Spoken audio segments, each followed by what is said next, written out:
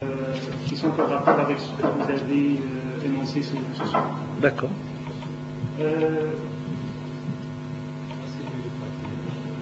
y a beaucoup de questions qui ont parlé sur la décadence de l'Occident. Tout le monde annonce la décadence de l'Occident, mais il y a des gens qui se posent la question combien cet Occident va-t-il encore? Alors la notion de décadence, c'est pas seulement une notion subjective. Quelquefois on appelle décadence tout ce qui ne nous plaît pas. Mais non, il y a des critères objectifs de la décadence. Par exemple, quand je dis les États-Unis avant-garde de la décadence, c'est le titre de mon prochain livre. Pourquoi?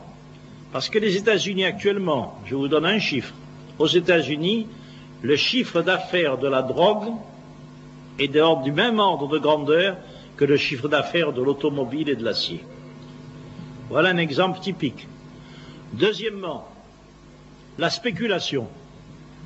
Actuellement, le rôle des banques n'est plus ce qu'il était traditionnellement, c'est-à-dire de ramasser l'épargne pour l'investir dans des industries ou dans l'agriculture ou dans des entreprises productives. Or, aujourd'hui, les banques se sont transformées en casinos, c'est-à-dire que l'on joue sur les changements de taux d'une devise ou sur le prix de telle ou telle marchandise.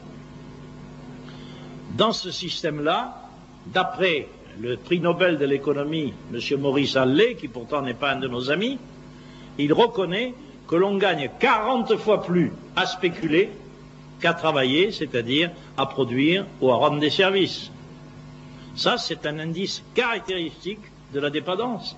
C'est-à-dire, c'est aujourd'hui le triomphe de ce que le Coran appelle le riba, l'art de gagner de l'argent sans travail. Alors je crois que nous avons là des indices typiques. Il y en a d'autres. Il y a la corruption, qui est devenue un système classique. Et en Belgique, vous en savez quelque chose, mais nous, en France aussi.